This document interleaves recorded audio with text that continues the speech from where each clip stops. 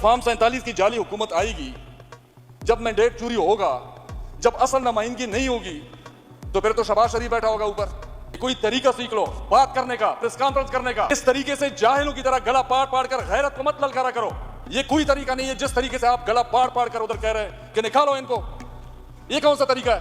बाकी हुकूमत जाली है, जो भी है, आप लोगों की भी साखियों पे चल रही है। सुप्रीम कमांडर भी आपका है।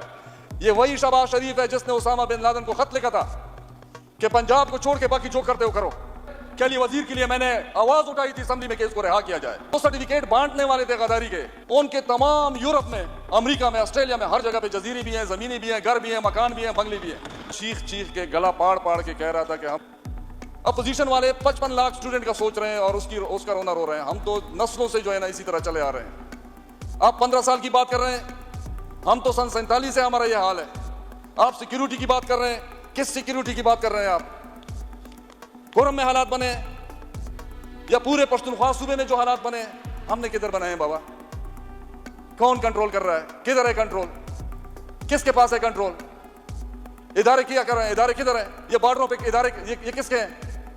भाई जब अस्सलाम वालेकुम नाज़रीन इकराम, आपको मुकम्मल वीडियो दिखाते हैं। आज फ़ौज के मेजर रिटायर्ड सजाद ने पूरे ऐवान को हिलाकर रख दिया। हुकूमत के ख़िलाफ़ इतनी करी करी बातें की, ख़ास तौर पर वज़ीर दिफ़ा ख्वाजा आसिफ, वज़ीर-ए-आज़म शहबाज शरीफ और सदर मुमलिकत आसिफ ज़रदारी को इतना सख्त तनकीद का निशाना बनाया कि पूरा ऐवान हिल गया। फॉर्म 47 की हुकूमत को शर्म आनी चाहिए जिन्होंने हमारा मैंडेट चुराया।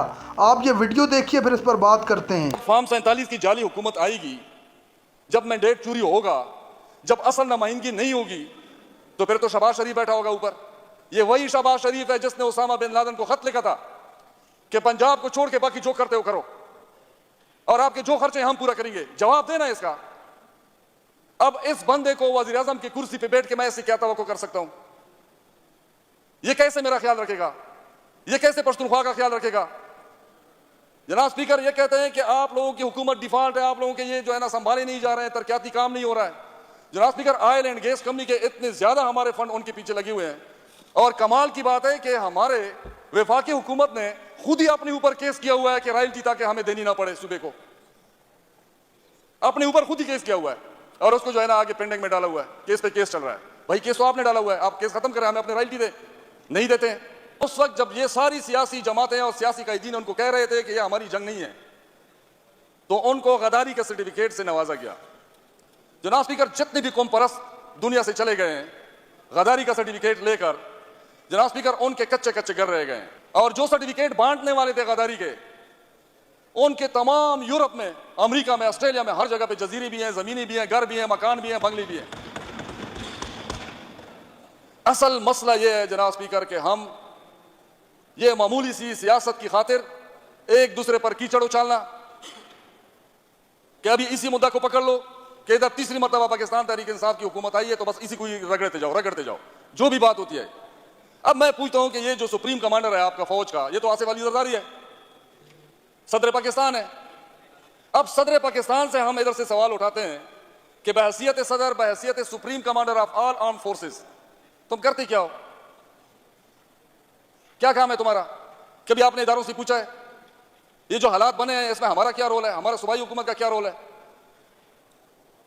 हमें इख्तियार क्या दिया गया हुआ है? बाकी हुकूमत जाली है, जो भी है, आप लोगों की भी साखियों पे चल रही है। सुप्रीम कमांडर भी आपका है। आपका अगर दिल करे तो मुझे 100% यकीन है कि ये सारे हालात ठीक हो सकते हैं अगर सुप्रीम कमांडर अपना रोल प्ले करे। अगरचे ये फॉर्म 47 के वोटों से बना है, लेकिन बना तो है ना, बैठा हुआ है, उनको कहें, उनको बैठाएं। आईजी इस्लामाबाद जिस तरीके से कह रहा था कि हम 2.5 मिलियन लोग इस्लामाबाद में रह रहे हैं और अभी हमें इंशाअल्लाह ताला एक पुरअमन इस्लामाबाद होगा, उनको शर्म आनी चाहिए इस तरह की बात करते हुए। ये 80 की दहाई में उनको ये बात सोचनी चाहिए थी। और हमारे पश्तूनख्वा को आगे आग में ना धकेले। हमारे बहुत सारे पश्तून जो है ना वो उधर भी रह रहे हैं, उधर भी कारोबार कर रहे हैं, इधर भी हैं। ये कोई तरीका नहीं है जिस तरीके से आप गला पाड़ कर उधर कह रहे हैं कि निकालो इनको। ये कौन सा तरीका है? और ये बार बार ये बात करना कि हमारे ऊपर बोझ है, हमने उनको पाला है, हमने ये किया है। जनाब स्पीकर, ये बहुत गंदी बातें हैं। जिहाद हमने किसकी मां पर किया? फिर सवाल बनता है, फिर इसका जवाब कौन देगा? और जनाब स्पीकर, कोई अजीब सी बातें हैं। एक अजीब सी एक और सवाल बनता है। हमारे ख्वाजा आसिफ ये कह रहा है कि दहशतगर्द है, तालिबान ये है, तालिबान वो है, फलाना है। अब हमारी एक इधर और जमात है, पश्तून तहफ़्फ़ुज़ मूवमेंट, जिसको बैन किया गया था। सवाल यह है कि ख्वाजा आसिफ भी कह रहा है कि तालिबान दहशतगर्द हैं, और ये जो बैन जमात है जिसको बैन कर दिया गया, ये भी कह रहे हैं कि दहशतगर्द जमात है तालिबान। ख्वाजा आसिफ कह रहे हैं कि हम इससे तंग हैं, हमारा नुकसान हो रहा है। पीटीएम वाली भी यही बात कर रहे हैं। और मुझे समझ ये नहीं आ रहा है कि अगर इनकी बात एक है, इनका मिशन एक है, इनका मतन एक है, तो फिर ये उनको गिरफ्तार क्यों कर रहे हैं? मैं बहैसियत खटक कौम का नुमाइंदा, मैं अली वजीर के लिए आवाज उठाऊंगा ताकि कल को वजीर कौम का कोई भी बंदा मेरे सामने आए, मेरे खटक कौम के सामने आए, तो वो कहे कि अली वजीर के लिए मैंने आवाज उठाई थी असेंबली में कि इसको रिहा किया जाए। क्यों? मैं आज नहीं कहूंगा, कल को वजीर कौम का मेरे ऊपर, खटक कौम के ऊपर यह हक रहेगा। मैं ये आवाज उठाता हूं कि इनको क्यों गिरफ्तार किया जा रहा है। ये वही बात कर रहे हैं जो हमारा दिफाई तर्जुमान कर रहा है, ये वही बात कर रहे हैं जो हमारा दिफाई वजीर कर रहा है। कोई उल्टी बात नहीं कर रहे हैं। अगर हम इसी तरह पीछे हटते गए, अगर किसी का यह ख्याल हो कि मैं पीछे हट के बच जाऊंगा, कोई नहीं बचेगा। जिस दिन मौत आनी है, मौत आके रहेगी, और जिस दिन मौत नहीं है, आपकी रात कब्र में नहीं है, आपको कब्र में कोई नहीं उतार सकता। और मैं आईजी से ये पूछ रहा हूं, आईजी इस्लामाबाद से, कि कोई तरीका सीख लो बात करने का, प्रेस कॉन्फ्रेंस करने का। इस तरीके से जाहिलों की तरह गला पाड़ पाड़ कर गैरत को मत ललकारा करो। अगर शर्म और हया गैरत है तो अमारत इस्लामी वाले तर्जुमान ने चैलेंज दिया है आपको, तो फिर आप उसको कबूल करें। क्यों इस तरह करते हो? उनके खिलाफ फिर भी हम खड़े होंगे। हम पूरे ड्यूरेंट लाइन को पश्तूनों ने दिफा लिया हुआ है, पूरे ड्यूरेंट लाइन को हमेशा से, दहाइयों से पश्तूनों ने इस ड्यूरेंट लाइन को संभाला हुआ है, फिर भी हम संभालेंगे। ये फिर भी इस्लामाबाद में ही रहेगा, उधर चीखेगा, उधर गला पाड़ेगा।